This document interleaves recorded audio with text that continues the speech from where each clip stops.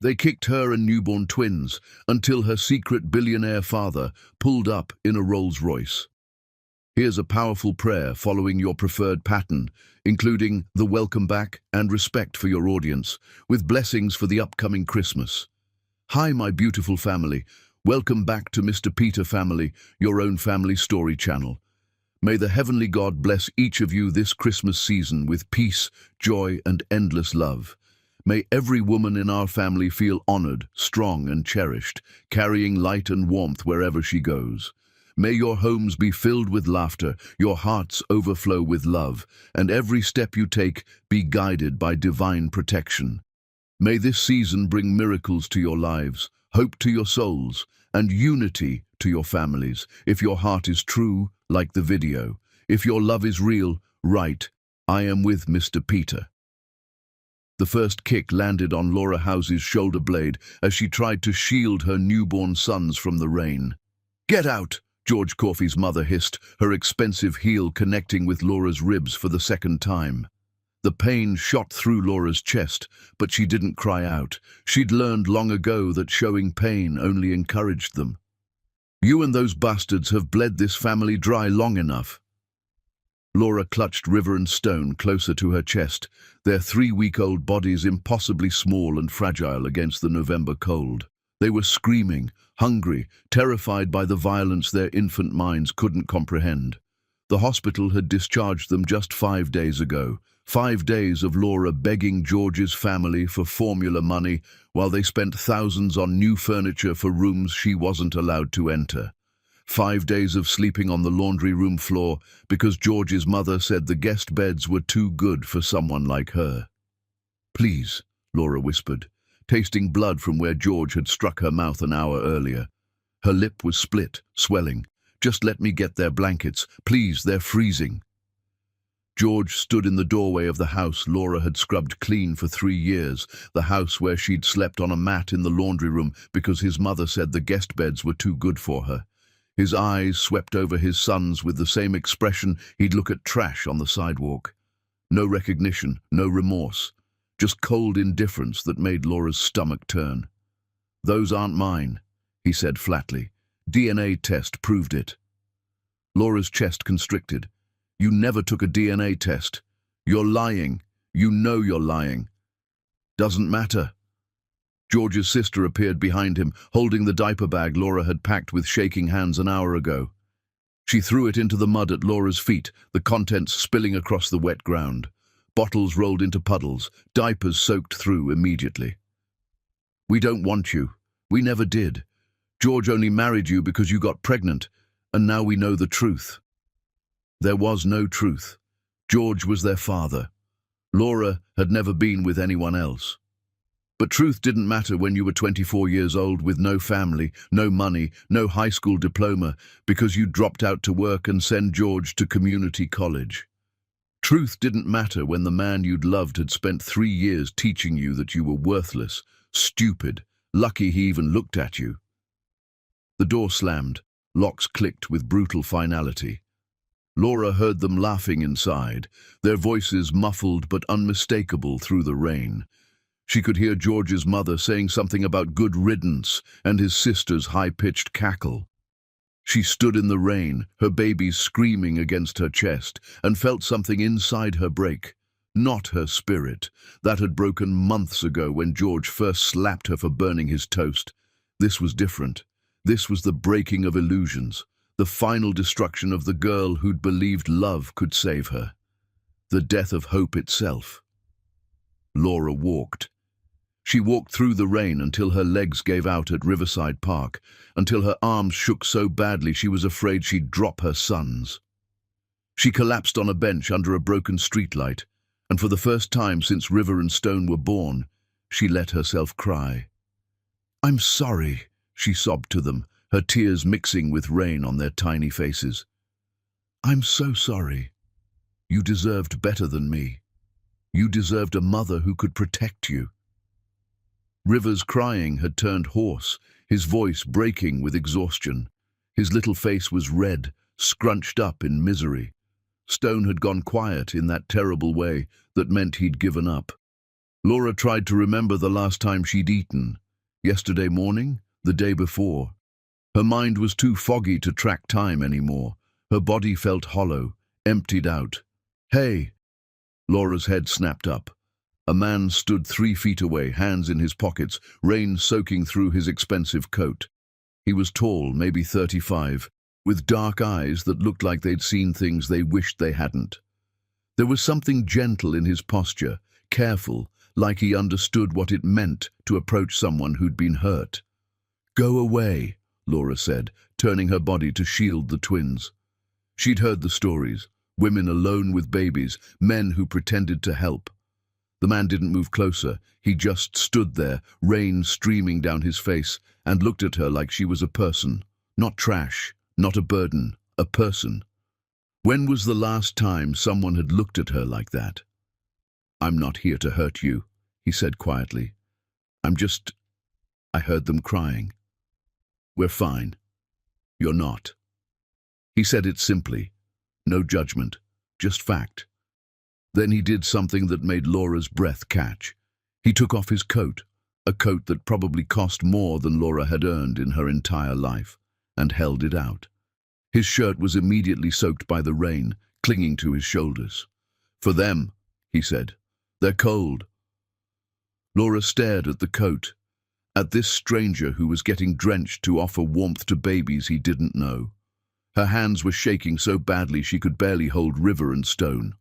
Water dripped from her hair into her eyes, mixing with tears she couldn't stop. The man stepped forward slowly, like approaching a wounded animal, and gently draped the coat over the twins. It was warm. It smelled like expensive cologne and something else. Safety. The baby's crying quieted slightly at the warmth. He sat down on the far end of the bench, giving her space. Water pooled around his feet, but he didn't seem to notice or care. "How old?" he asked. Laura's voice came out broken. 3 weeks. He nodded. Didn't say anything for a long moment, just sat there in the rain while Laura tried to stop shaking. The silence between them wasn't uncomfortable. It was the first peaceful moment Laura had experienced in weeks. Then Stone started crying again, that desperate newborn wail that meant he was hungry, that sound that pierced straight through to Laura's heart. Laura had nothing. The formula in the diaper bag was empty, the bottles scattered in the mud outside George's house.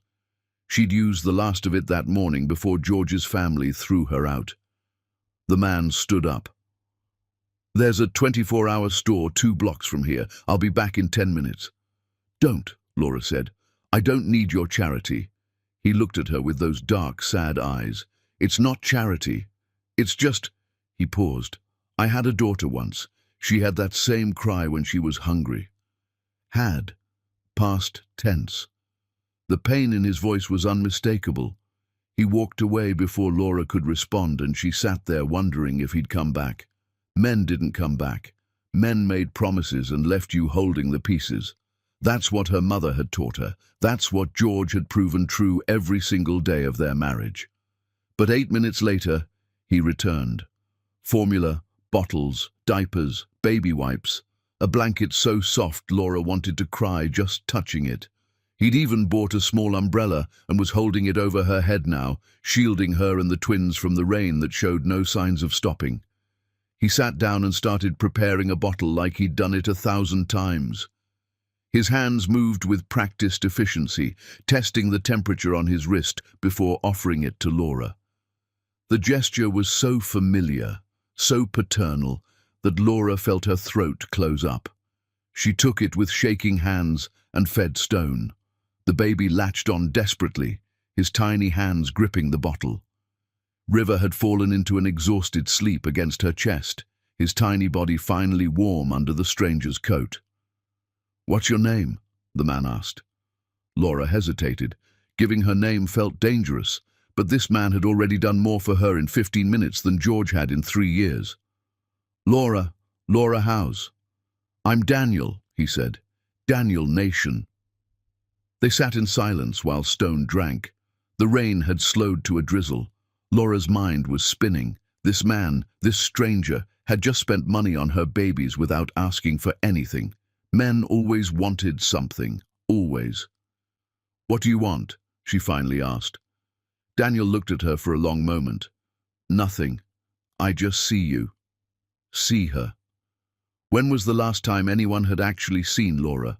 Not the maid, not the burden, not the worthless woman George had trained her to believe she was. When had anyone seen her as a human being who mattered, who deserved kindness? "I have a hotel room," Daniel said carefully, "2 blocks from here. You and the babies could stay tonight. Get warm, get rest. I'll sleep in the lobby." Every instinct Laura had screamed danger. Strange men didn't offer hotel rooms without wanting something. But Stone had finished his bottle and was making that soft, content sound that meant he was finally full. River was sleeping peacefully for the first time in hours. They were warm under Daniel's coat. Safe. "No," Laura said. "We'll be fine." Daniel nodded like he'd expected that answer. He stood up, pulled a card from his wallet, and set it on the bench beside her. His movements were slow, deliberate, non-threatening. "Call if you change your mind," he said. "Any time, day or night. I mean that." He walked away without looking back, and Laura watched him disappear into the night. She picked up the card, simple, white, just a phone number, no name. The twins were warm, they were fed. For the first time in hours, they weren't crying. Laura put the card in her pocket and told herself she'd never use it. By 3 in the morning, when Stone woke up screaming and Laura's body was so cold she couldn't feel her fingers anymore, when she realized she had nowhere to go and no one to call, she pulled out the card. She found a payphone outside a closed gas station, fumbling with coins she'd found in her pocket, and dialed with shaking hands. The number went straight to a recording, "This number has been disconnected." Laura stood there in the dark, her babies crying, and felt hope die for the second time that night. She was alone. She had always been alone. She would always be alone. Chapter 2. The stranger who sees Laura learned that survival meant swallowing your pride and sleeping on concrete. The women's shelter on 5th Street had a waiting list 3 weeks long, but they let her sit in the common room during the day while she tried to figure out what came next. The twins were fussy, crying more than they had in the hospital, and Laura knew it was because she couldn't produce enough milk anymore. Her body was eating itself, consuming whatever reserves it had left. She'd had crackers and water for 3 days. The shelter director, a tired woman named Imani, who looked like she'd seen every tragedy the world could offer, had given Laura a voucher for formula, but it was enough for maybe 2 days. After that, Laura had no idea what she'd do. She couldn't work with newborns, couldn't afford childcare, couldn't even afford a bus pass to get to interviews. The cycle was vicious and unbreakable. She was changing River's diaper on the bathroom counter, trying to make the last wipe stretch to clean him properly, when she heard a voice behind her. "You're good at that." Laura spun around. Daniel Nation stood in the doorway of the women's bathroom, and her first instinct was to scream. Are you following me?" Her voice came out sharp, panicked. She grabbed River, holding him against her chest protectively. Daniel held up his hands. "I know how this looks. I'm sorry. But yes, I've been looking for you. Get out before I call the police." "I will," he said calmly. "But first, please let me explain. The phone number I gave you, I disconnected it on purpose. I had to, but I've been checking the shelters every day to find you." Laura finished fastening River's diaper, her hands shaking with adrenaline. "Why?" "Because I knew you'd try to call, and I knew when that number didn't work, you'd think I'd lied to you." Daniel stayed in the doorway, didn't come any closer. "I'm sorry, I should have explained, but I need you to understand something. I have enemies, people who watch my phone records, who track my movements. If I'd kept that number active, they would have found you." "Found me for what?" Laura demanded. "Who are you?" "Someone who wants to help. I have an apartment, empty. It's in a building I own. You and your boys could stay there. No rent, no conditions. He paused, and something flickered across his face. Pain. Old pain that had carved permanent lines around his eyes. "I can't watch babies suffer, not when I can do something about it." Laura stared at him. This man in his expensive clothes, with his expensive watch, offering free housing to a stranger. It was insane. It was a trap. Every survival instinct she'd developed over 3 years with George was screaming at her to run. "What do you want from me?" she asked. "Nothing. Bullshit. Everyone wants something." Daniel met her eyes. "Okay, you're right. I want something. I want to know that when I go to sleep tonight, you and those babies aren't freezing on the street. That's what I want. That's all I want." River started crying. Stone joined in half a second later, their wails echoing off the bathroom tiles. Laura tried to soothe them, but they were hungry again, and she had maybe 1 bottle of formula left. "Maybe." "If I say no," Laura asked, "then I'll leave, and I'll sleep in my car outside this shelter until you change your mind." Laura laughed bitterly. "You're insane." "Probably." Daniel smiled, but it didn't reach his eyes. "But I'm also serious. I'll be out front, black sedan, you'll see me." He left. Laura stood there, her babies crying, and tried to think. She couldn't trust him.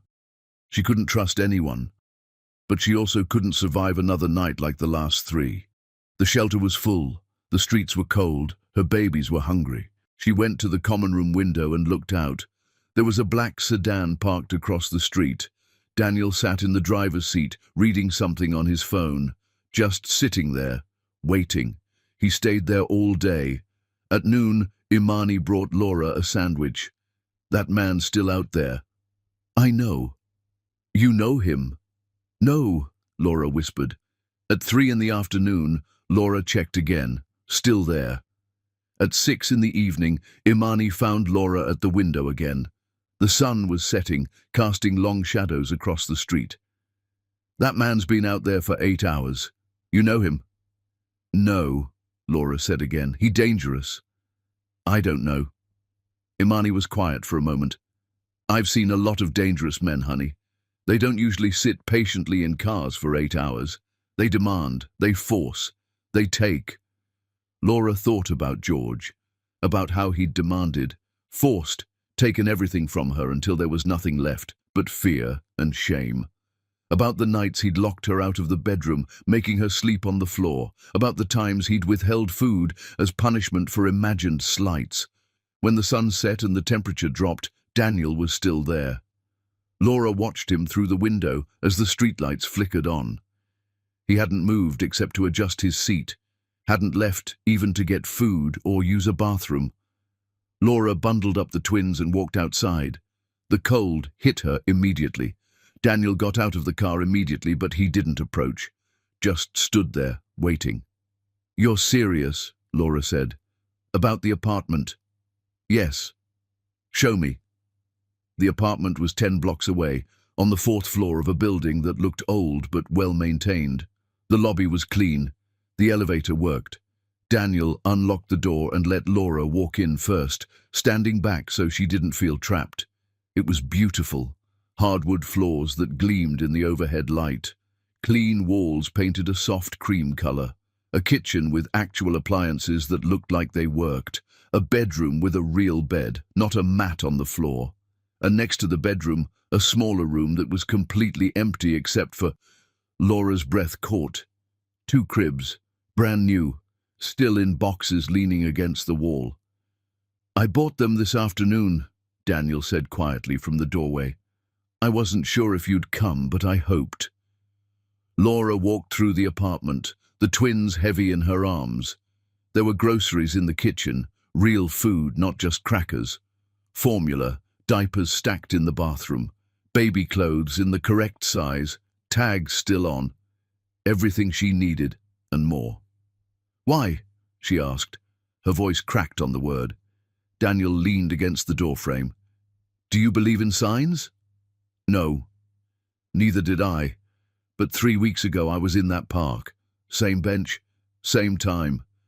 And I saw a woman crying with 2 newborns, and all I could think was..." He stopped. "My daughter died when she was 6 months old. Car accident. My wife was driving. I wasn't there. And every day since I've wished I could go back and save them. I can't. But I can be here now, for you." Laura felt tears burning her eyes. I can't pay you. I'm not asking you to. What happens when you get tired of charity? When you want something in return? Daniel met her eyes. Then you leave.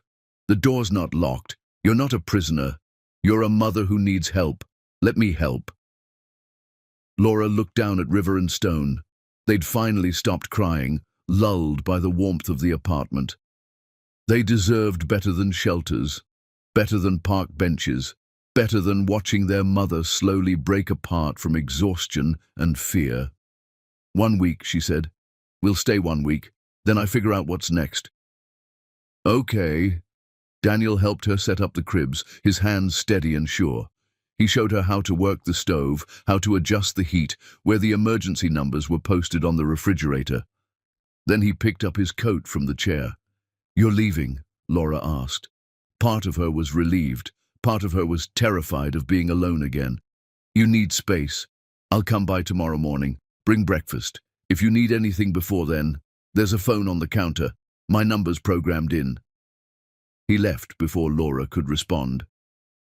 She stood in the quiet apartment, her babies sleeping peacefully for the first time in days, and felt something terrifying bloom in her chest.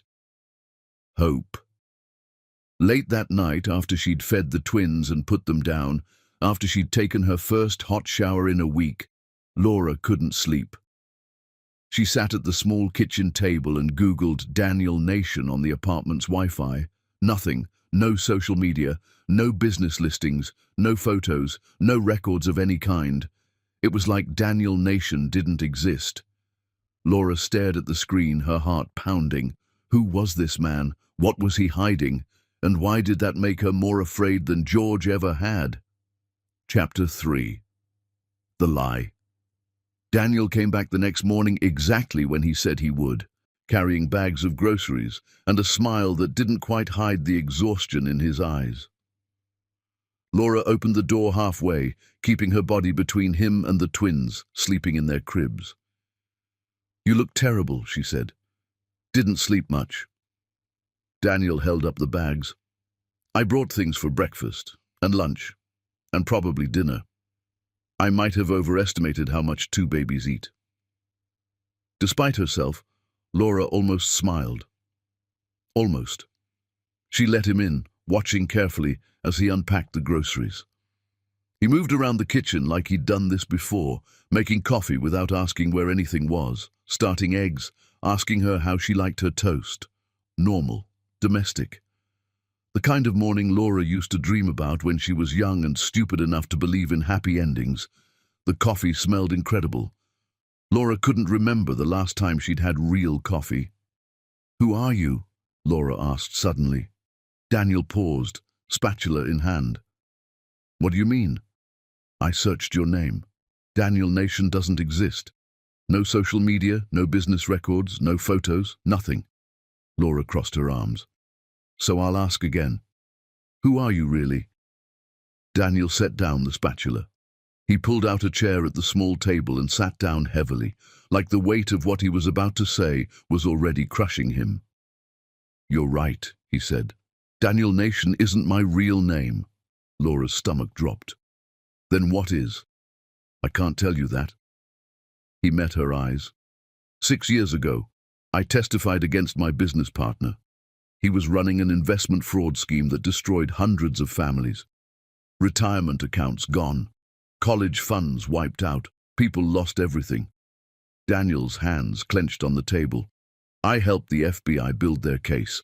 He went to prison for 20 years, but before they caught him, he hired people to kill me and my family. Laura sat down slowly. Your daughter. The car accident wasn't an accident, Daniel said quietly. Someone cut the brake lines. My wife and daughter died on the highway. I survived because I was supposed to be in that car, but I'd stayed late at work. His hands clenched on the table. After that, the FBI put me in witness protection. New name, new identity, new life. I can never go back to who I was. Everyone I knew thinks I'm dead. That's why there's no record of you. Yes. Daniel looked at her. I gave you a fake name because if I'd given you my real one, people who want me dead could find you, could use you to get to me. The disconnected phone number was protection. For both of us. Laura's mind was spinning. This sounded insane, like a movie plot, like something that happened to other people. But the pain in Daniel's eyes was real.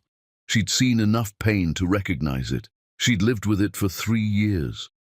Why should I believe any of this? She asked. You shouldn't. Daniel stood up.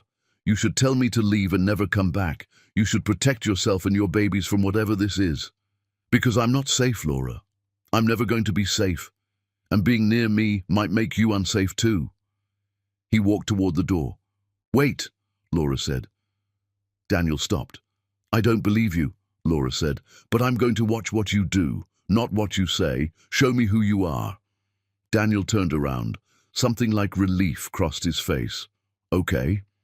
He came back every morning for the next 2 weeks, never stayed more than an hour, brought groceries, taught Laura how to bathe the twins properly, the temperature of the water, how to support their heads, how to make it feel safe for them. He helped her set up a budget with the small amount of government assistance she qualified for, showing her how to stretch every dollar. He never asked to stay longer, never pushed for anything. The twins were almost 2 months old when Laura started to let her guard down. It was a mistake. One evening, Daniel was showing her how to soothe River's colic, gentle pressure on the belly, warm compress, bicycle legs, when there was a knock at the door. Laura opened it to find a woman in her 40s, expensively dressed, with cold eyes and a predatory smile that made Laura's skin crawl. Is Daniel here? The woman asked. Who's asking? Laura said. The woman looked past her into the apartment, her eyes scanning everything like she was cataloguing it. Daniel! Your wife is looking for you. Laura felt the floor drop out from under her. Daniel appeared behind Laura, his face carefully blank. Gwendolyn, what are you doing here? Looking for my husband, the woman said sweetly. You haven't been returning my calls. I've left 17 messages. Laura stepped back. Your wife? Ex-wife, Daniel corrected quickly. We've been divorced for 2 years, Gwendolyn. You know that. Separated, Gwendolyn corrected. The papers were never finalized. Technically, we're still married. She smiled at Laura, and there was cruelty in it. I see my husband has been playing house with someone new. How sweet. How predictable. Laura looked at Daniel. Is she telling the truth? Daniel's silence was answer enough. Get out, Laura said quietly. Laura, let me explain. Get out, Laura's voice cracked. Both of you, get out of my apartment. It's not your apartment, Gwendolyn said, her voice dripping with satisfaction. She was enjoying this. It's my husband's building, which means it's my building too. Community property. Laura felt something break inside her chest. Of course it was too good to be true. Of course there were strings attached. There were always strings, always conditions, always a price to pay. Daniel grabbed Gwendolyn's arm. Leave. Now. Make me, Gwendolyn said. Then she looked at Laura, really looked at her, taking in her cheap clothes and tired face. You should know, sweetheart. My husband has a type. Poor, vulnerable, grateful. You're not the first charity case he's brought home. There was one before you, 2 years ago. Same story. Damsel in distress. He gets bored eventually. Daniel pushed Gwendolyn out into the hallway. Laura heard them arguing, heard Gwendolyn's voice getting louder, more vicious, saying things Laura couldn't quite make out, but could feel the venom in. Then Daniel came back inside, alone. She's lying, he said. Is she your wife? Ex-wife. The divorce it got complicated with the witness protection. The paperwork is... Stop, Laura held up her hand. Just stop. I don't care about the details. I care that you lied to me. I didn't lie. I told you I was divorced. Separated isn't divorced. Laura's voice rose, and River started crying in his crib. She went to pick him up, her whole body shaking. You let me believe you were safe. You let me start to trust you, and the whole time you had a wife who knows where I live. "She's not my wife," Daniel said, "and she won't hurt you. I'll handle her. Like you handled protecting your family." The words came out before Laura could stop them, cruel and cutting. She saw them land, saw Daniel flinch, like she'd struck him. Daniel flinched, like she'd struck him. Laura immediately regretted it. "I'm sorry, I shouldn't have—" "No, you're right." Daniel's voice was hollow. "I couldn't protect them. I can't protect anyone. I thought maybe this time, but you're right. You should stay away from me." He walked to the door. "There's a coffee shop downstairs," he said without looking at her. "I'll be there every morning at 7, if you need me. But I won't come up here anymore, I promise." The door closed behind him. Laura sank onto the floor, River in her arms, and cried. She cried because she'd started to believe, started to hope, started to think maybe Daniel was different. But men were never different. 2 days later, Laura ran out of formula. She had no money. The government assistance wouldn't process for another week. She tried to make what she had stretch, diluting it with water the way her mother used to when times were desperate, but Stone was screaming with hunger, his little face purple with rage and desperation, and River wasn't far behind. At 6:45 in the morning, Laura went down to the coffee shop. Daniel was already there. He looked up when she walked in, and his eyes widened. "I need help," Laura said. Daniel stood up immediately. "What do you need?" Before Laura could answer, a woman approached their table, late 30s, professional. She looked at Daniel with recognition. "Mr. Nation," she said, "your wife is looking for you." Laura felt her heart stop, but this time Daniel didn't flinch. He looked the woman straight in the eye and said, "I don't have a wife. Tell Gwendolyn if she sends another person to harass me, I'm filing a restraining order. And tell her my lawyer will be in touch about the divorce papers she's been refusing to sign." The woman blinked, startled, and walked away quickly. Daniel turned to Laura. "I filed divorce papers yesterday. For real this time. No more excuses. No more complications. Gwendolyn and I are done. I should have done it months ago." Laura wanted to believe him. God, she wanted to believe him. "The twins need formula," she said instead. "Okay," Daniel said, "let's go get some." They walked to the store together, and for the first time, Laura let herself wonder. What if he was telling the truth? Chapter 4. The Wife. Daniel bought enough formula to last a month. Laura tried to tell him it was too much, but he just kept adding cans to the cart while explaining the nutritional differences between brands, like he'd memorized the labels. He pointed out which ones had more iron, which were better for sensitive stomachs, which the pediatricians recommended. When they got back to the apartment, he helped her organize everything in the kitchen, creating a system so she'd know when supplies were running low. "You don't have to do this," Laura said. "I know." Daniel lined up the formula cans with careful precision, labels facing out. "But I want to, if you'll let me." Laura watched him work.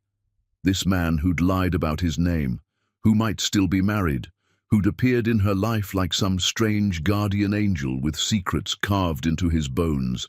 She should kick him out. She should never speak to him again. Every rational part of her brain was screaming at her to cut him off, but Stone was sleeping peacefully in his crib with a full stomach. River was cooing at the mobile Daniel had installed above the changing table, and Laura was so tired of fighting alone. "Why should I believe anything you say?" she asked quietly. Daniel stopped organizing. He turned to face her, and in his eyes Laura saw something she recognized. The same exhaustion she felt, the same bone-deep weariness of surviving when you'd lost everything that mattered. "You shouldn't," he said. "Words are cheap. So watch what I do, not what I say. I'll show up every day. I'll bring what you need. I'll leave when you ask, and I won't make promises I can't keep. What if I never trust you? Then I'll keep showing up anyway." Daniel's voice was steady. "Because those babies deserve someone reliable in their life, even if their mother hates me." "I don't hate you," Laura admitted. The words surprised her. "I just don't know what you want from me." "I don't want anything, I just Daniel stopped, searching for words. When my daughter died, I stopped believing in second chances. I thought I'd lost my opportunity to be the kind of man who makes a difference. But then I saw you in that park and I realized, maybe I can't save everyone, but I can be here for you, if you'll let me. Laura felt tears burning her eyes. That's a lot of pressure. Then don't think of it as pressure. Think of it as... Daniel smiled sadly. A guy trying to be useful. Over the next few days, Daniel proved himself useful in ways Laura hadn't expected.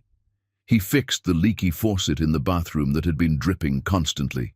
He taught her how to cook cheap, nutritious meals that would keep her strength up, beans and rice in a dozen different variations, each one somehow different. He showed her how to apply for jobs online, how to write a resume when you had no experience, how to navigate the welfare system without losing your dignity in the process. He never stayed past 8 in the evening, never asked personal questions, never touched her except for the occasional accidental brush of hands when passing something. And slowly, against every instinct Laura had, she started to trust him. It was late afternoon when everything changed. Laura was feeding River when Daniel showed up with his usual bag of groceries. But this time, his face was different. Tense, worried, like he was carrying news he didn't want to deliver. "What's wrong?" Laura asked. Daniel set down the groceries.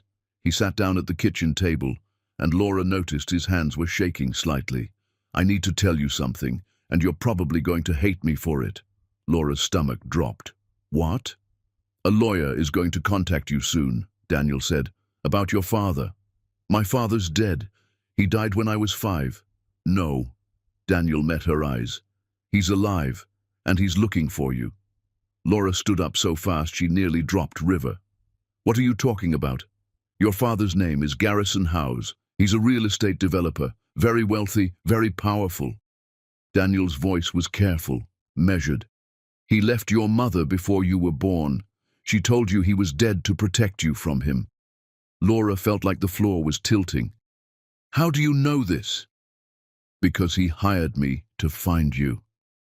The words hung in the air like a bomb waiting to explode. "What?" Laura whispered. 8 months ago, Garrison Howes contacted me through an intermediary. He was dying, lung cancer. He wanted to find his daughter before he passed. He'd been searching for years but couldn't locate you. Daniel's hands clenched at his sides. "He knew I had resources, connections from my old life. He paid me $50,000 to find Laura Howes and report back." Laura felt sick. "You were following me?" "Yes." "Since before the twins were born?" "Yes." "You watched me with George. You saw him hurt me. And you didn't do anything." "I couldn't," Daniel said, and his voice cracked. "My job was to find you and report back. Nothing else. I wasn't supposed to interfere. I wasn't supposed to make contact. But when I saw what George was doing to you, when I saw you were pregnant and he was pushing you around, screaming at you in public..." He stopped. "I couldn't just watch anymore, so I stopped reporting to your father. I stayed away. I tried to let you live your life." "Until that night in the park," Laura said. "Until I saw George's family kick you into the street with 2 newborns, and I realized I couldn't be a spectator anymore. Even if it meant breaking my contract, even if it meant your father would..." Daniel stopped again. "Would what?" "He's dying, Laura. Lung cancer, stage 4, 6 months, maybe less, and he's desperate to meet you before he goes. To make amends, he says." Laura sat down slowly, River still in her arms. Her father, alive, rich, dying, and desperate, and Daniel had been paid to spy on her. "Get out," she said quietly. "Laura, get out!" Laura's scream woke Stone, and both twins started crying. "You were paid to stalk me, to report on me like some kind of project, and you didn't think to mention this?" "I was trying to protect you," Daniel said. "Your father he's not a good man, Laura. He's controlling, manipulative. He left your mother because she wasn't suitable for his image. He only wants you now because he's dying and doesn't want to go to hell alone. That's not your choice to make." Laura was shaking. "You don't get to decide what I know about my own life." "You're right." Daniel's voice was hollow. "You're absolutely right. I should have told you the first night. I should have been honest. But I was selfish. I wanted... He stopped. What? What did you want? I wanted to know you without the complication of your father. I wanted to help you because I chose to, not because I was paid to. Daniel looked at her with those dark, sad eyes. I fell in love with who you are, Laura. Not because Garrison House hired me, in spite of it.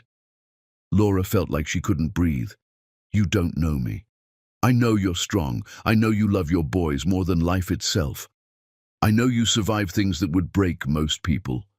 Daniel's voice was raw. And I know you deserve better than a liar who was too much of a coward to tell you the truth. He walked to the door. The lawyer's name is Thaddeus Crane, Daniel said without turning around. He'll contact you within the week. Your father wants to meet you. He's offering you money. A lot of money. Enough to never worry about formula or rent or anything else. I don't want his money. I know. Daniel opened the door. But you should hear what he has to say. Make your own choice. Don't let me make it for you. You deserve that much. He left. Laura sat in the quiet apartment, her babies crying, and felt the weight of betrayal settle into her bones. Daniel had lied. He'd been paid to watch her. Everything. The coat in the park, the apartment, the formula, the kindness, all of it might have been part of some elaborate plan to deliver her to a father she'd never known. That night, Laura couldn't sleep. She researched Garrison House on her phone until her eyes burned and the sun started to rise. He was everywhere. Real estate empire worth billions. Political connections that went all the way to the governor's office. Philanthropist with buildings named after him. Billionaire with a legacy.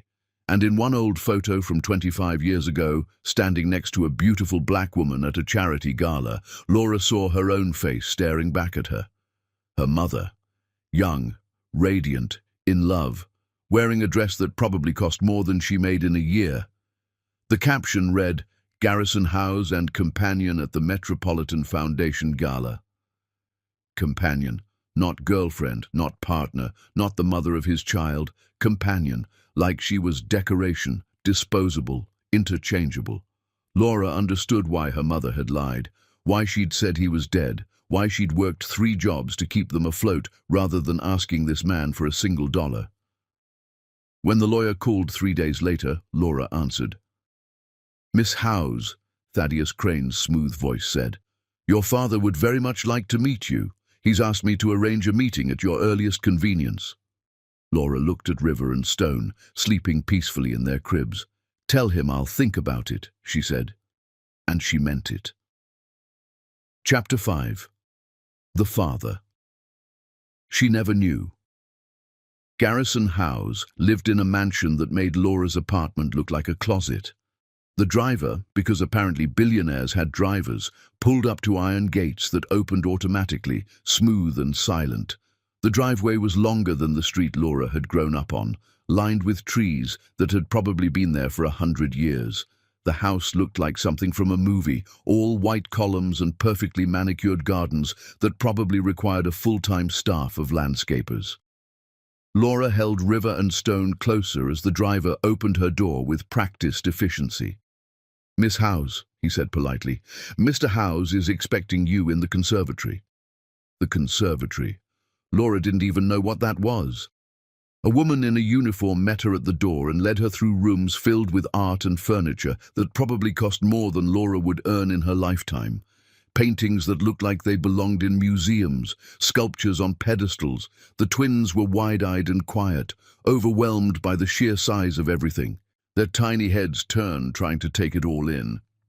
Garrison House sat in a sunroom surrounded by plants, orchids and ferns and things Laura couldn't name, an oxygen tank beside his chair. He was thin in the way terminal illness makes people thin, his expensive suit hanging off his frame. But his eyes were sharp and calculating, missing nothing as Laura entered. He looked at Laura like she was a business investment he was considering. Sit, he said. Not a greeting, not hello, or it's nice to meet you. A command. Laura sat on the edge of an uncomfortable antique chair, the twins in her lap. She kept her spine straight, refusing to slouch even though the chair seemed designed to make her feel small. Garrison studied her for a long moment. "You look like your mother.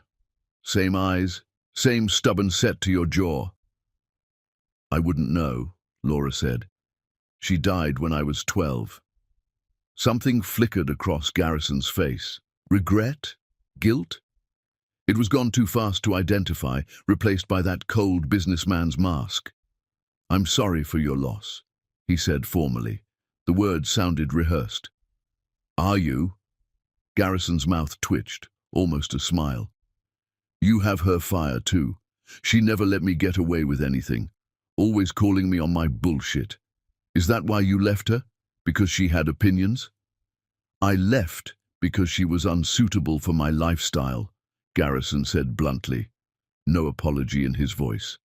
"I was building an empire.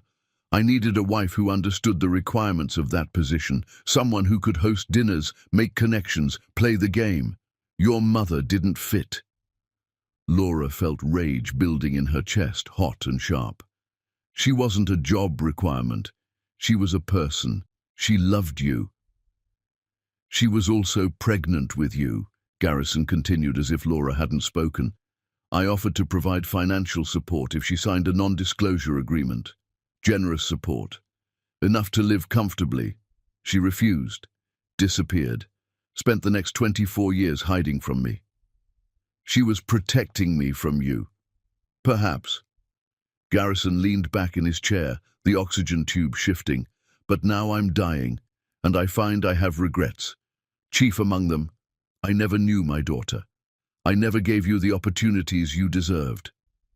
Laura looked down at River and Stone. They were watching Garrison with those wide baby eyes. "What do you want from me?" "I want to make amends. I'm leaving you $400 million in my will." The number was so large, it didn't even sound real. 400 million. Laura couldn't conceptualize that kind of money. It was abstract, meaningless. "I don't want your money," Laura said. "Don't be foolish. You're living in charity housing with 2 infants. You have no education, no job prospects, no support system." Garrison's voice was cold, clinical. "You need my money, whether you want it or not. I'll figure it out." "How?" "By depending on Daniel Nation." Garrison's eyes narrowed. "Yes, I know about him. I know everything about you, Laura. I've had investigators following you since he stopped reporting in, including the fact that you're raising another man's children alone, that you're unmarried, that your husband kicked you out." Laura stood up. "We're leaving." "Sit down." Garrison's command cracked like a whip. Laura found herself sitting before she could think about it. "I'm offering you a future. Your boys could have the best education money can buy. You could have security, stability, a life your mother never had. All I ask in return is that you let me be part of your life for the time I have left." Laura hesitated. She looked at the oxygen tank, the too thin frame, the way Garrison's hands shook slightly when he reached for his water glass. Liver spots on skin like paper. He was dying, and he was alone. "What does being part of my life mean?" Laura asked. "Weekly visits. Bring the boys. Let me get to know them. Let me teach you about the business so you can manage your inheritance properly." Garrison's voice softened just slightly. "I know I don't deserve forgiveness, but I'd like to try to be a grandfather to your sons, if you'll allow it." Laura thought about her mother, working herself to death to keep them fed. Working until her hands bled. Working until her heart gave out at 42 because she'd never been to a doctor, couldn't afford to take time off. She thought about the times they'd had their electricity shut off, or gone to bed hungry, or worn shoes with holes because new ones weren't in the budget. If her mother had taken Garrison's money, would she still be alive? "I need to think about it," Laura said. "Of course." Garrison gestured to the lawyer who'd been standing silently in the corner like a piece of furniture. "Thaddeus will provide you with the details of the trust fund. It's already established. The money is yours regardless of whether you continue seeing me. Consider it back payment for 24 years of child support I should have provided. Why? Because you're my daughter, and because I'm trying to buy absolution. Garrison smiled bitterly. At least I'm honest about my motives. I'm a bastard, but I'm not a liar. Laura left the mansion with a folder full of documents she couldn't understand and a head full of thoughts she couldn't organize.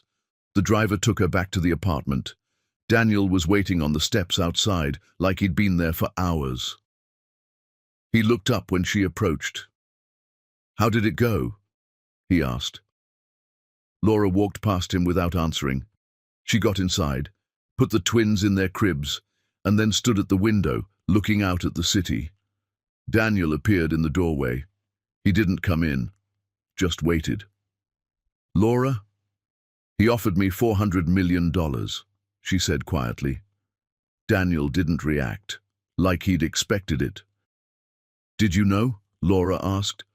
"I knew he was setting up a trust fund. I didn't know the amount. He wants me to visit him every week, let him be a grandfather to River and Stone." Laura turned to face Daniel. "What should I do?" "What do you want to do?" "I want to tell him to go to hell," Laura said. "But that money could change everything for my boys. They could go to college, have opportunities I never had, be safe." "Money doesn't guarantee safety," Daniel said quietly. "Says the man who's never had to choose between feeding his child and paying rent." The words were cruel, but Daniel didn't flinch. "You're right. I don't know what it's like to have nothing, but I do know what it's like to sell your soul for security, and I can tell you, you can't ever buy it back." Laura looked at the folder in her hands.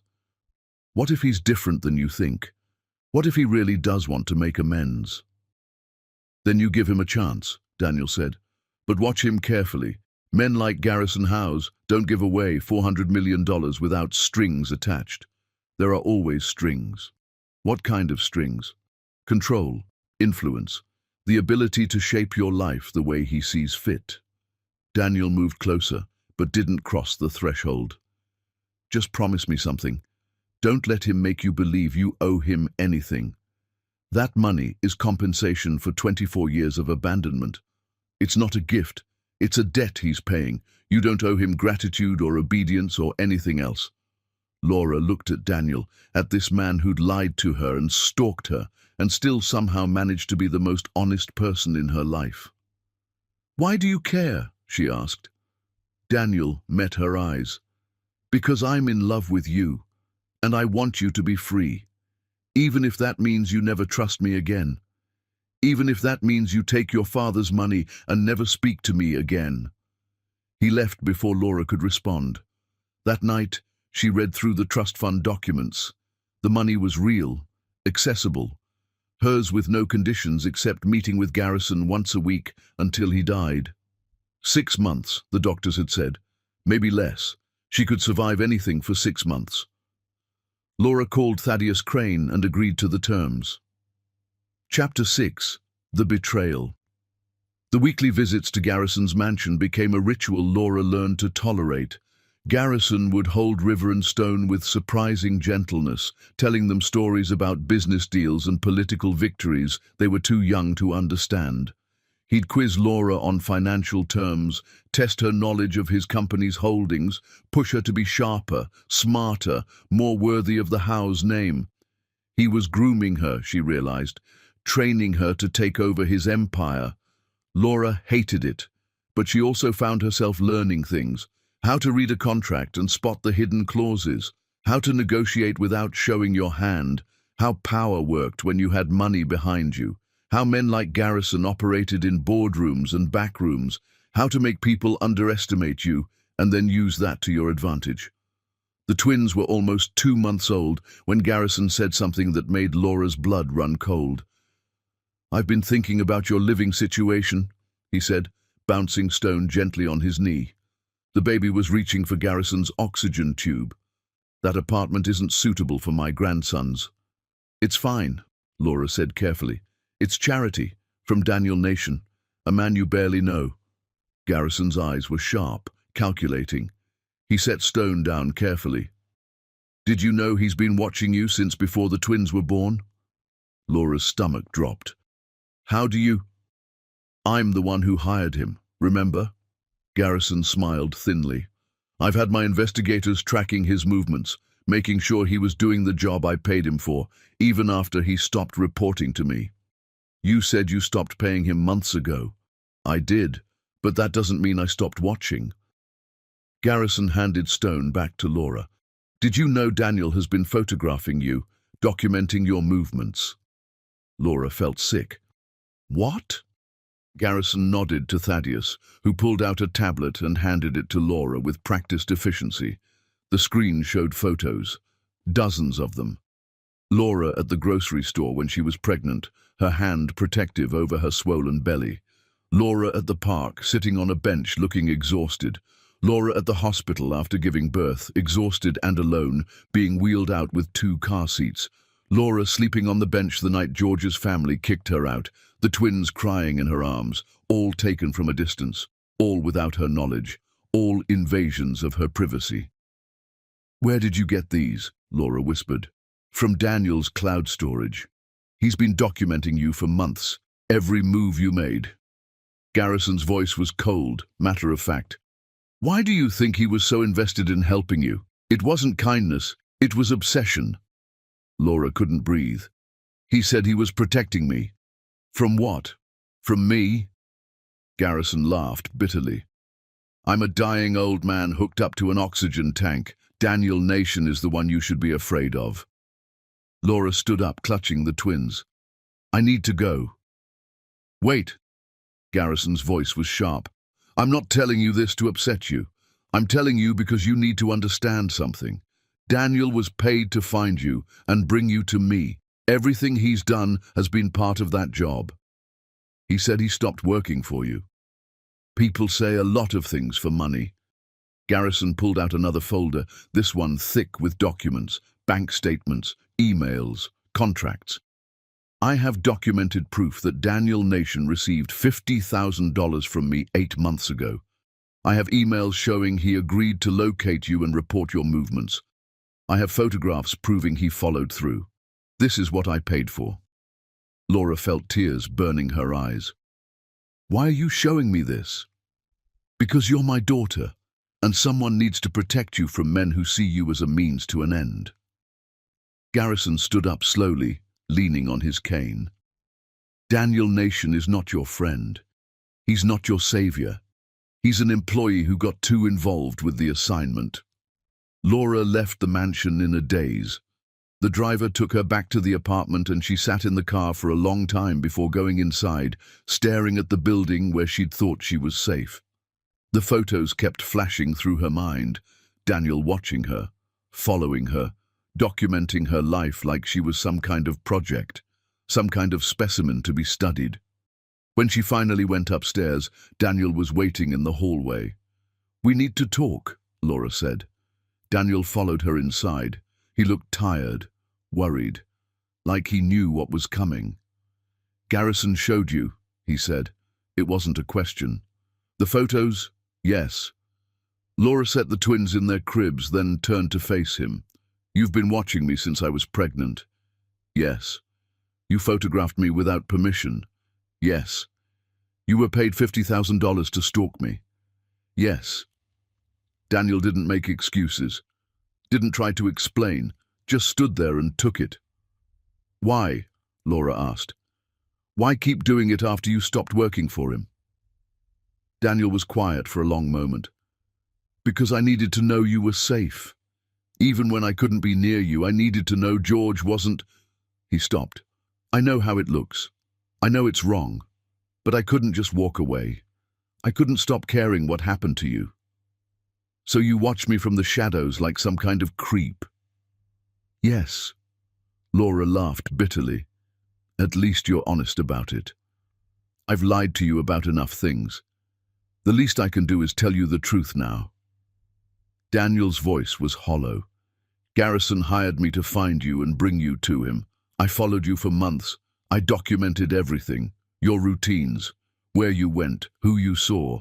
I was going to hand over the evidence and collect my final payment. What changed? I saw how George treated you. I saw you protecting your stomach when he'd push you. I saw you crying in the car after he'd scream at you in public. I saw the bruises you tried to hide." Daniel met her eyes. "And I realized, if I brought you to Garrison, he'd use that pain. He'd manipulate you with promises of rescue. So I didn't tell him where you were. I cut contact. I tried to stay away. Until the night in the park. Until I saw them kick you and those babies into the street, and I couldn't be a spectator anymore. I had to do something, anything." Laura wanted to scream. She wanted to throw him out. She wanted to tell him he was no better than George or Garrison or any other man who'd ever tried to control her. But a small part of her understood, because hadn't she been watching him too, studying his movements, his patterns, trying to figure out if he was safe? "The apartment," Laura said. "Is it really yours?" "Yes, bought and paid for with my own money. The formula, the cribs, all of it?" "I bought all of it. No one else's money. No strings attached except my own guilt." "Except the strings of your guilt?" Daniel flinched. "Yes." Laura sat down on the couch. "I don't know what to believe anymore. Garrison says you're obsessed with me. You say you love me. How do I know what's real? How do I know any of this is real?" "You don't," Daniel said quietly. "That's the problem with being lied to. You can't trust anything anymore. Even the truth sounds like manipulation." He walked to the door. "For what it's worth," he said without turning around, "the only thing I've ever wanted was for you to be free. Free from George, free from Garrison, free from me. I wanted you to have choices. Choices I didn't even know I had because you hid the truth from me." "I know." Daniel's hand was on the doorknob. "I'll leave you alone now. The apartment is yours. No conditions. The deed is already in your name. You never have to see me again. I'll disappear if that's what you want." He opened the door. "Daniel," Laura said. He stopped. "Did you mean it when you said you loved me?" Daniel turned around, and in his eyes Laura saw the answer before he spoke. "Yes," he said simply. "I love you. I've loved you since I saw you tell George to go to hell in a grocery store parking lot when you were 6 months pregnant. You were magnificent. I've loved you through every terrible decision I made after that, and I'll love you when you tell me to never come back." He left. Laura sat in the quiet apartment and realized something terrible. She believed him, and she had no idea what to do with that. Chapter 7. The Choice. George showed up 3 days later. Laura was feeding River when she heard the knock. She looked through the peephole and felt her blood turn to ice. George stood in the hallway, wearing a new suit that probably cost more than he'd ever spent on her in their entire marriage, his hair freshly cut at an expensive salon. He looked sober, clean, almost like the man Laura had fallen in love with when she was 19 and stupid enough to believe promises. She didn't open the door. "Laura," George called through the wood. "Please, I just want to talk. 5 minutes, that's all I'm asking." "Go away. I know I messed up. I know I hurt you." His voice was thick with emotion. "But I've changed. I'm in therapy now. AA meetings every single day, sometimes twice a day. I want to be a better man." His voice cracked with what sounded like genuine emotion. "I want to be a father to my sons." Laura looked at River, at his tiny, perfect face, completely innocent and unaware of the man on the other side of the door, and felt rage burn through her chest. "They're not your sons," she said through the door. "You gave up that right when you kicked us into the street." "I was drunk, I was angry, I wasn't thinking straight." George pressed his hand against the door. She could hear it. "But I'm sober now, 60 days clean. I have a chip and everything, and I've been talking to your father. He thinks we should give it another shot. For the boys." Laura's hand froze on the bottle. "What?" "Garrison called me last week, said he wanted to meet with me. We talked about what's best for River and Stone. We had lunch at his club. He agrees they need a stable 2-parent home." George's voice turned pleading. "He's offered to set us up in a house, a real house with a yard. Give me a job in his company. VP of Operations, Laura. 6 figures. Support us as a family. All you have to do is come home." Laura put River in his crib and opened the door just enough to look George in the eye. She wanted him to see her face when she said this. "Listen to me very carefully," she said, her voice cold as ice. I will never come back to you. Not for money, not for the boys, not for anything in this world. But Garrison said, I don't care what Garrison said. He doesn't control my life. Laura's voice was steel. You hit me, you screamed at me, you pushed me downstairs, you made me believe I was worthless, that I should be grateful you even looked at me, and now you want me to forgive all of that because you've been sober for 60 days. I've changed. People don't change in 60 days. They just get better at hiding who they are. Laura started to close the door. Don't come back here. George shoved his foot in the doorway. His face changed, twisted into something uglier. You can't keep my sons from me. I have rights. Parental rights. You have nothing. The birth certificates list you as the father, but you told everyone those babies weren't yours. You denied them publicly. You have no legal claim. I'll sue for custody. Garrison will back me up. He'll give me the best lawyers money can buy, the best in the state, the best in the country. George smiled, and it was the same cruel smile Laura remembered from all those nights when he'd enjoyed watching her cry. And he will. He's already said so. Laura felt ice slide down her spine. Why would he do that? Because he wants you married, respectable, raising his grandsons in a proper family with a mother and father. George leaned closer, his breath hot through the crack in the door. He thinks Daniel Nation is a bad influence, wants him out of your life completely, and if I'm the father of your children, Garrison can make sure that happens. He has judges in his pocket, Laura. You can't win this. The door slammed in George's face. Laura stood there shaking, River and Stone both crying now. They'd picked up on her distress and felt walls closing in around her. Garrison was trying to control her life, using George as a weapon, threatening to take her children if she didn't comply. This was what he'd meant by strings attached. She called Thaddeus Crane. Tell Garrison I want to meet with him, today, right now. The lawyer's voice was smooth, unbothered. Of course, Miss Howes. I'll arrange it immediately. Mr. Howes is available this afternoon. Laura showed up at Garrison's mansion 2 hours later, the twins in her arms and fury in her eyes. Garrison sat in his usual chair, looking pleased with himself, satisfied, like a cat that had caught a mouse. I see you spoke with George, he said. You had no right to contact him. I had every right. Those are my grandsons. I want them raised properly with structure and discipline. Garrison gestured to the empty chair. Sit down, Laura. Let's discuss this like adults. There's nothing to discuss. I'm not going back to George. Then you'll lose custody of the boys. Garrison's voice was cold, final, matter of fact. George will sue. I'll fund his legal team, the best family law attorneys in the state. I'll testify that you're an unfit mother, homeless when you gave birth, uneducated, living off the charity of a man with questionable motives who's been stalking you. No judge will give you custody when presented with those facts. Laura felt the room spin. You can't do that. I can, and I will, unless you agree to my terms.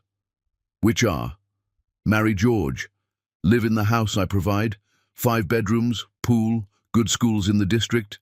Let me guide the boys' upbringing, make sure they have the Howes name and legacy. In return, you'll have security, stability, and the $50 million trust fund I've established for you, separate from the $400 million. $50 million. More than the $400 million he'd promised. Less than what she deserved, but enough to ensure she'd never struggle again. Enough to buy her compliance. What about Daniel? Laura asked. He'll be removed from the situation, completely. Restraining order if necessary. Garrison's eyes were hard as diamonds. I don't want that man anywhere near my grandsons. He's unstable, obsessive, dangerous. Laura looked down at River and Stone. They were sleeping peacefully, unaware their future was being decided like a business transaction, like a merger or acquisition. I need time to think, she said. You have 24 hours. Then George files for custody, and I file affidavits supporting his claim. Garrison leaned back in his chair. I'm dying, Laura. I want to know my grandsons will be raised properly before I go, with discipline, structure, and the right values. Is that so much to ask? Laura left without answering. She walked for hours, the twins heavy in her arms, her mind spinning. Garrison could take them. He had the money, the lawyers, the influence, the connections, judges who owed him favors. She had nothing. Except Daniel had given her an apartment in her name. That was something. That was proof she had stability, wasn't homeless anymore. She went to the coffee shop where Daniel sat every morning. He was there, like he always was, reading a book, coffee gone cold in front of him. "I need your help," Laura said. Daniel looked up, surprise flickering across his face. "Hope." "Anything. Tell me what you need." "Garrison is trying to force me to marry George. He's threatening to take the twins if I don't." Laura sat down across from him. Her hands were shaking. "Can he do that? Legally?" "Legally. It would be difficult, but with enough money and the right lawyers." Daniel's jaw clenched.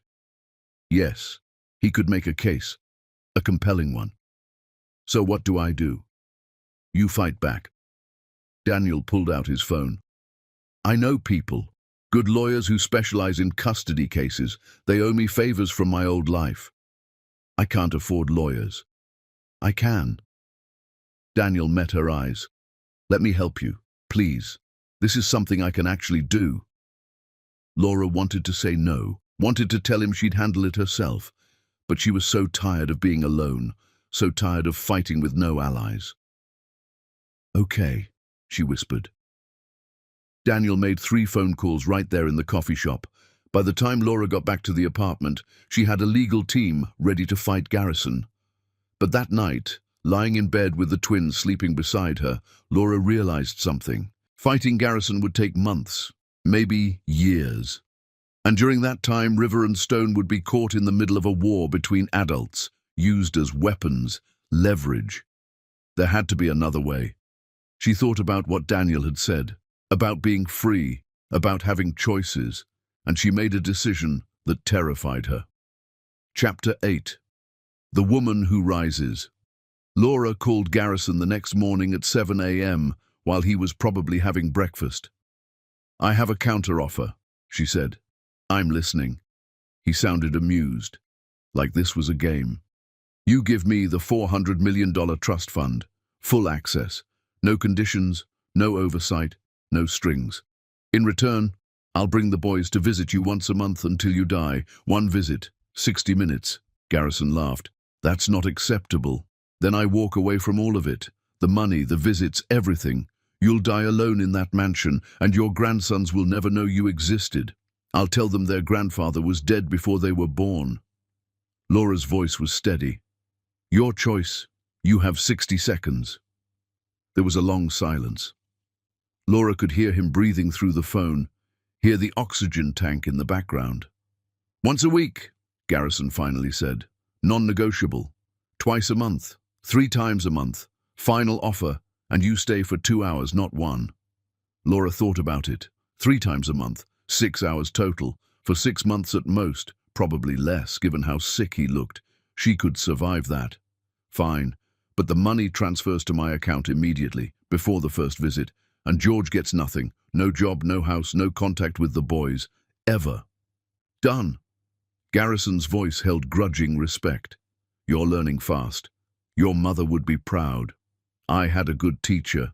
She taught me never to trust men who buy people." The money appeared in Laura's account that afternoon. $400 million. More money than Laura could conceptualize. More money than she'd see in 10 lifetimes. She stared at the number on her phone screen and felt nothing. No joy, no relief. Just a cold understanding that this was the price of her father's guilt. Blood money, hush money. The first thing Laura did was hire her own lawyer. Not one of Daniel's contacts, her own. A woman named Tessa Riggs, who specialized in protecting abuse survivors from their abusers, who knew all the tricks men like George and Garrison used. The second thing she did was file a restraining order against George, documented everything, every bruise, every threat, every time he'd hurt her. The third thing she did was set up a meeting with Garrison's business rival. His name was Klaus Reinhardt, and he'd been trying to acquire Garrison's company for years. Laura had done her research late at night while the twins slept. She knew what information he'd pay for, what secrets were worth. They met in a restaurant that cost more for one meal than Laura used to make in a month. "Miss Howes," Klaus said, shaking her hand. His grip was firm, assessing. "I was surprised to receive your call, intrigued but surprised. I have information about Garrison's real estate holdings, specifically which properties are over-leveraged and vulnerable to acquisition, which partnerships are on shaky ground, which deals are about to fall through." Laura met his eyes. "I want legal protection in return." Klaus smiled. "What kind of protection?" "I need lawyers who can fight Garrison if he tries to take my children. The best custody attorneys money can buy. People who won't be intimidated by his connections or his threats. In return, I'll give you everything you need to take down his empire piece by piece." "That's quite an offer. My father is dying. He wants control over my life before he goes. Control over my children. I'm not going to let that happen." Laura's voice was cold. "Help me destroy his power, and you get what you want." Klaus studied her for a long moment. Then he extended his hand. "We have a deal." Over the next 2 weeks, Laura became someone she didn't recognize. She studied Garrison's business files with an intensity she didn't know she possessed, staying up until 3 a.m. while the twins slept, memorizing numbers and names and connections. She memorized contract details, found the weak points in his empire. She learned how his empire worked so she could help Klaus tear it apart piece by piece, brick by brick. And through it all, Daniel was there, not helping, not interfering, not asking questions, just present. He'd show up at the apartment every morning with coffee, 2 sugars, extra cream, the way she liked it even though she'd never told him. He'd play with the twins while Laura worked, making them laugh with silly faces. He'd leave without asking questions about what she was doing. Laura didn't know what to do with him, this man who'd lied to her, who'd stalked her, who'd somehow become the most stable presence in her life. One evening, after the twins were asleep, Laura finally asked him, "Why do you keep coming back?" Daniel looked up from the book he'd been reading to River earlier, something about trains. "Because I told you I would. I don't trust you. I know. I might never trust you. I know that too." Daniel set down the book. "But I love you anyway, and love doesn't require trust. It just requires showing up every day, no matter what." Laura felt something crack in her chest. "That's the stupidest thing I've ever heard." "Probably." Daniel smiled sadly. "But it's true." He left before Laura could respond. That night, lying in bed, Laura realized she was falling in love with him. Not because he'd saved her. Not because he'd given her an apartment or bought formula or fixed leaky faucets, but because he'd let her save herself. And he'd stayed anyway. Through her anger, her accusations, her justified rage at his lies. The court date was set for 3 weeks later. George was suing for custody. Garrison was funding it with unlimited resources.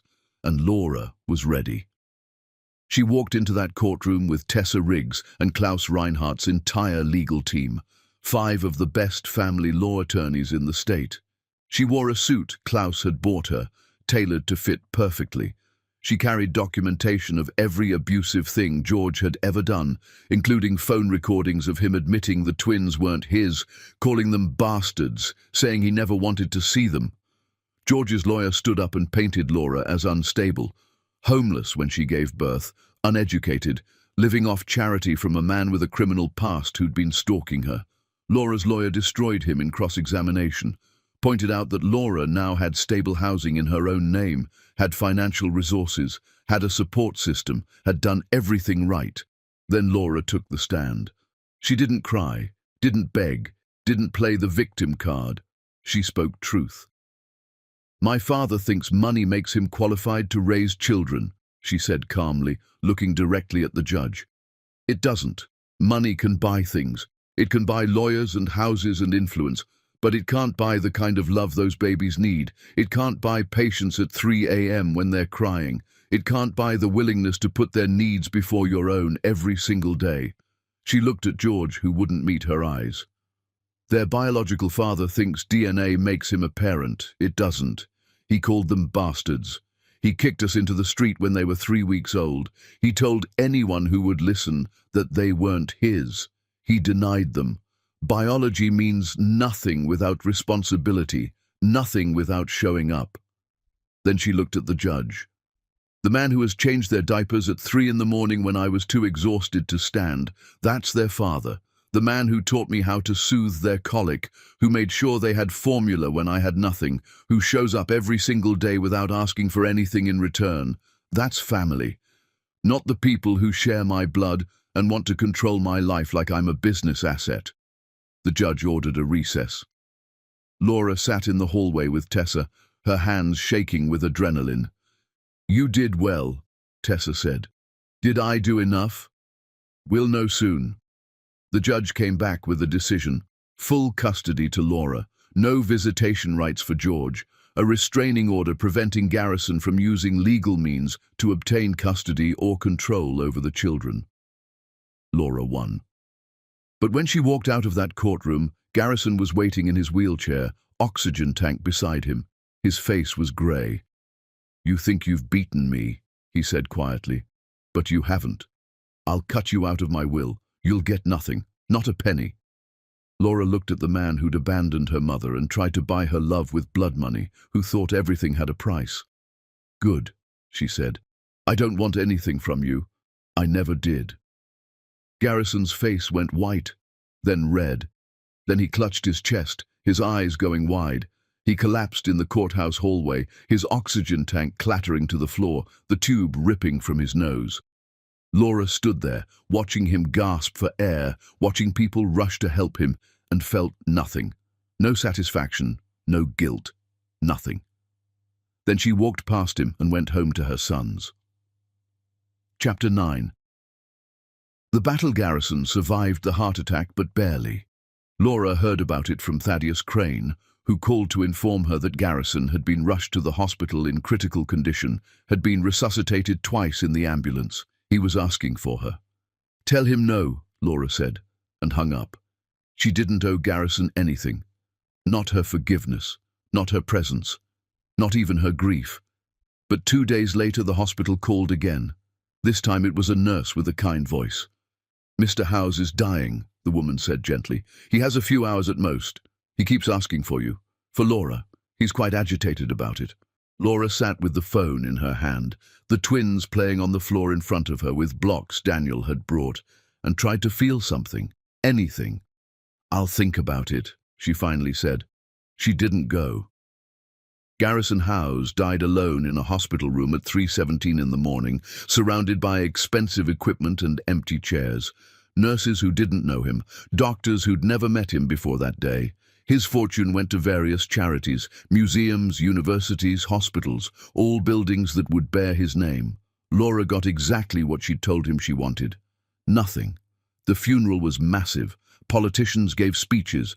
Business moguls praised his vision. Society people who'd never spoken to Laura in her life wore black and dabbed at their eyes. They all gave speeches about Garrison's legacy, his vision, his contribution to the city, how he'd be remembered. Laura didn't attend. But Daniel did. He showed up at her apartment the evening of the funeral, looking exhausted, his tie loosened, his eyes red. "I went for you," he said, "in case you wanted to know what they said." "I don't." "Okay." Daniel sat down on the floor next to River and Stone. They immediately crawled to him, tiny hands grabbing at his jacket like he was home base. "Dada!" Stone babbled. Laura's breath caught. It was the first word either twin had said. "Dada," River echoed, patting Daniel's face with chubby hands. Daniel looked at Laura, his eyes wet with tears he was trying to hold back. "Don't," Laura said. "Don't apologize for it. Don't minimize it. They chose you. Let them." Daniel picked up both twins, holding them like they were the most precious things in the world. His whole body was shaking, and Laura finally understood. This was family, not blood, not obligation, not money or control or carefully orchestrated business arrangements. Just two babies who saw the man who'd shown up every single day and called him father. "I love you," Laura said. Daniel's head snapped up, the twins still in his arms. "What?" "I love you. Not because you saved me. Not because you gave me an apartment or bought formula or helped me fight for my children." Laura's voice was steady, certain. "I love you because you let me save myself. Because you stayed even when I hated you, even when I was cruel to you. Because you earned their trust and mine through consistency, not grand gestures or empty promises." Daniel set the twins down gently in their playpen. He stood up and crossed the room, stopping just in front of Laura. "I don't deserve you," he said. "I know, I don't deserve you either." Laura reached up and touched his face, feeling the stubble, the warmth of his skin. But maybe that's the point. Maybe love isn't about deserving.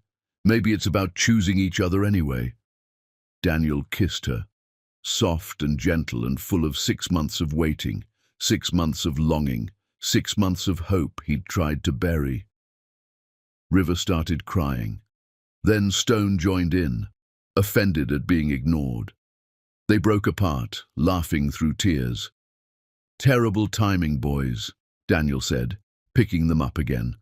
But Laura saw the way he held them, the way they settled immediately in his arms like they belonged there, the way they were a family without needing paperwork to prove it.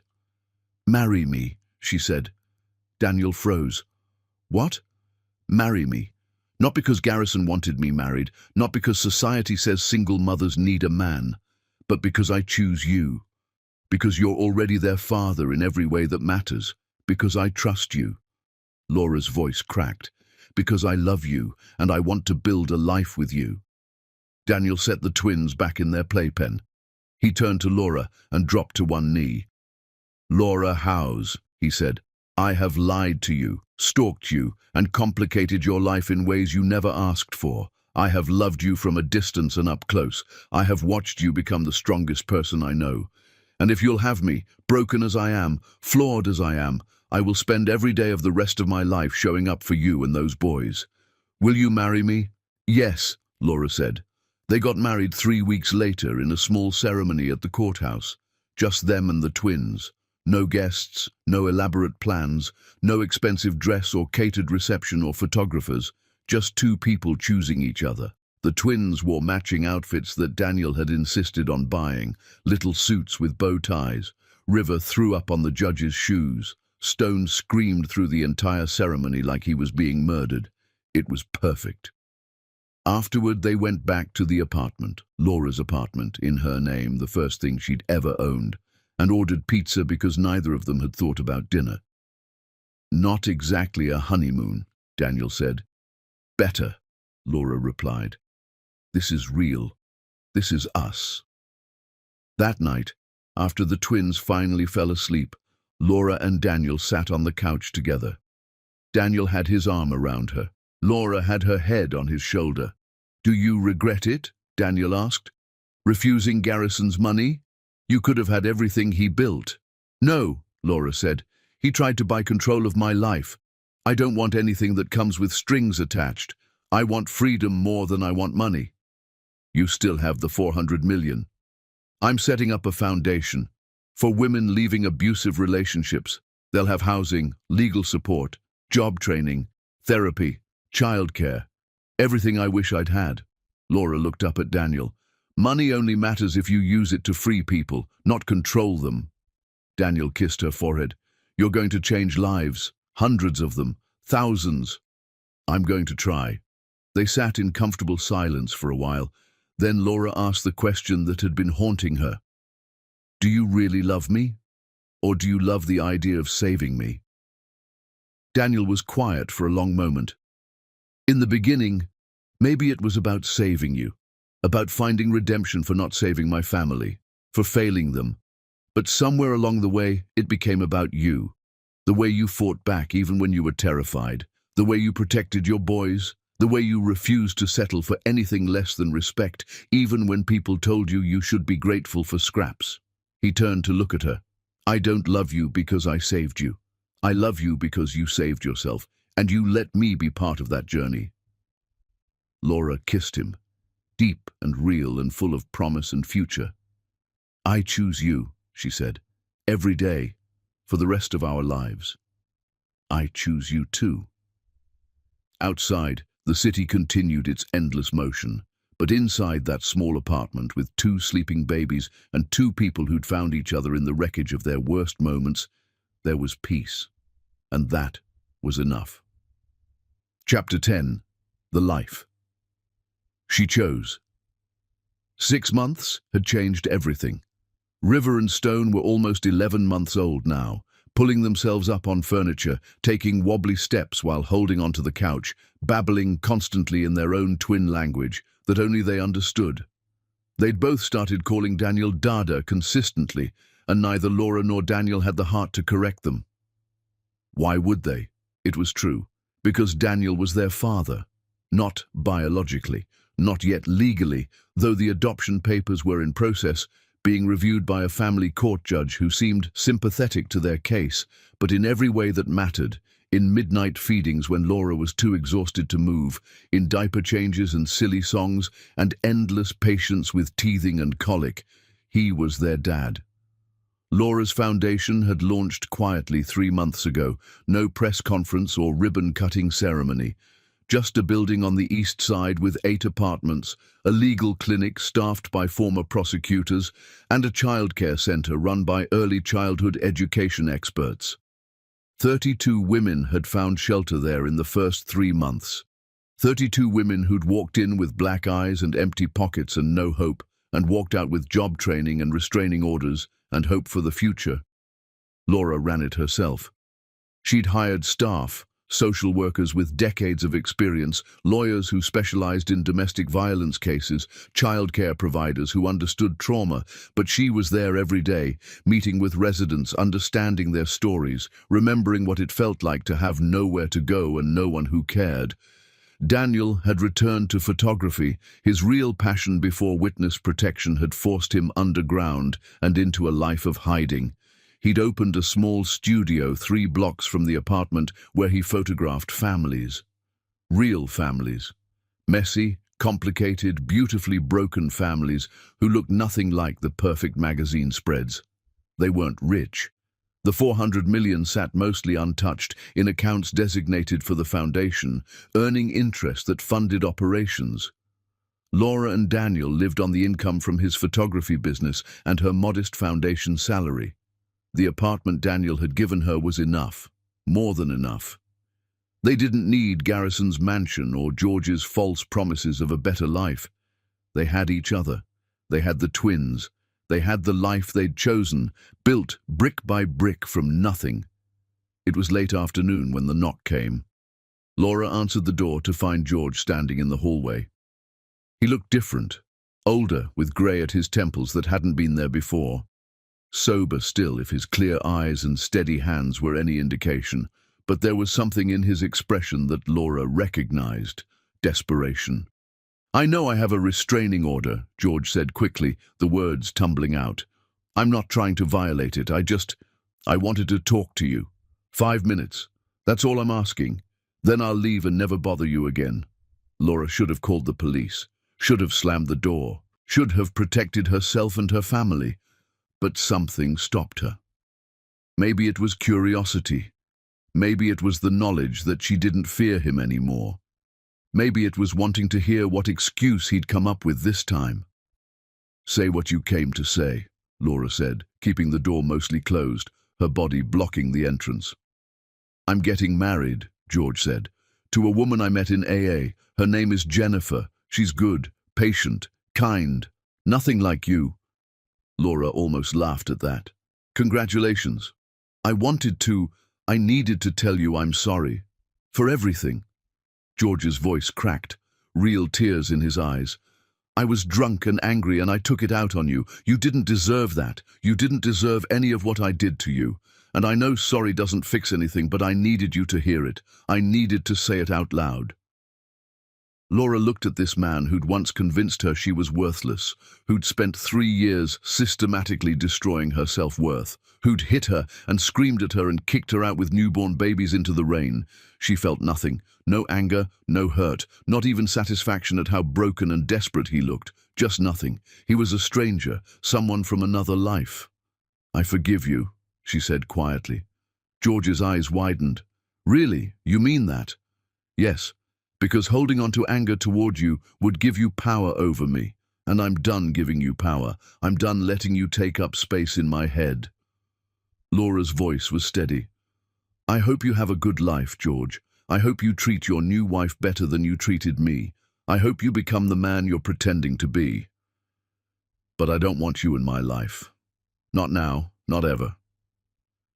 Can I just see them? The twins, just once? Just to know they're okay?" "No. But I'm their father." "You're the man who donated DNA. Daniel is their father. He's the one who shows up. He's the one they call for when they're scared or hurt." Laura started to close the door. "Don't come back here. Move on with your life, George. Let me live mine." She shut the door before George could respond. Daniel appeared from the bedroom, the twins in his arms, both boys reaching for Laura. "Was that—" he started. "George, he's gone." Laura took River from him, and he's never coming back. They stood in the quiet apartment, their sons babbling between them, and Laura marveled at how far she'd come. From the park bench, where she'd had nothing, no home, no hope, no future, to this moment, where she had everything that mattered. That evening, they had a small celebration. It was River and Stone's almost birthday. They'd turn 1 year old in 2 weeks. Laura had made a cake from a box mix because she still didn't know how to bake from scratch. Daniel had bought ridiculous party hats, shaped like dinosaurs. The twins smashed cake into their faces with chubby fists, laughing hysterically, getting it in their hair and ears and somehow on the ceiling. Daniel took photos with his professional camera, documenting every messy, beautiful moment. Later, after the twins were asleep and the kitchen was cleaned and the world was quiet, Laura and Daniel sat on the small balcony of the apartment, looking out at the city lights. "Do you ever regret it?" Daniel asked. "Giving up Garrison's money, walking away from his entire fortune. You could have had everything. His company, his connections, his power." "I have everything," Laura said, taking his hand. "I have you. I have the boys. I have work that matters, work that helps people. What else is there?" Most people would say security, luxury, power, a mansion, a legacy. Most people don't know what it's like to have nothing. Laura leaned her head on his shoulder. "I learned something important from having nothing. You can't buy peace. You can't buy love. You can't buy the feeling of knowing you built your own life on your own terms, brick by brick." Daniel kissed her hand. "You're going to save so many women with that foundation. You already are." "I hope so. I hope I can be for them what I needed someone to be for me." They sat in comfortable silence, the city humming below them, alive and endless. Inside the apartment, River started crying.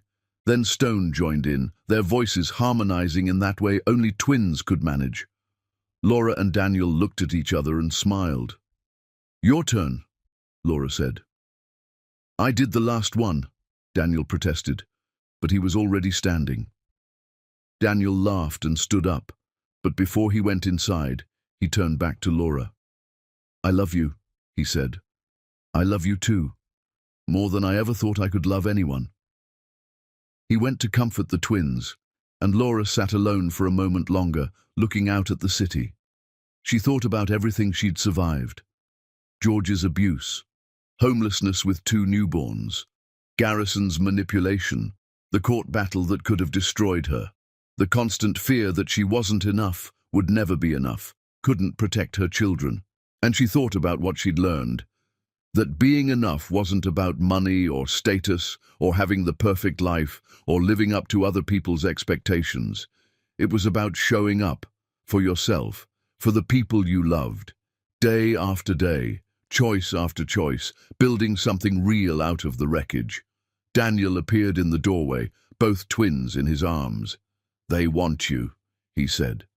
Laura stood up and took her sons, breathing in their baby smell, milk and soap and something uniquely them, feeling the weight of them in her arms. River patted her face. "Mama." Stone echoed him. "Mama." Their second words, first Dada, now Mama. Laura looked at Daniel, her eyes wet with tears she didn't bother to hide. "Did you hear that?" "I heard. I'll remember this moment forever." They stood together in the doorway, their family complete, and Laura realized this was the moment she'd been fighting for all along. Not the money, not the victory over Garrison or George, not even the revenge of showing them that she'd survived without them, that she'd built something better. Just this ordinary, beautiful, perfectly imperfect moment. A family they'd chosen, a life they'd built together. Love that asked for nothing but gave everything. "I'd choose this every time," Laura said quietly.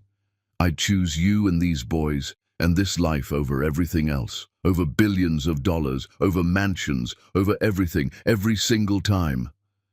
Daniel pulled her close, careful not to crush the twins between them. "Same," he whispered, "every time, forever." And in that small apartment, with the city lights glowing beyond the windows and two babies falling asleep in their parents' arms, Laura Howes finally understood what freedom felt like. It felt like home. The end.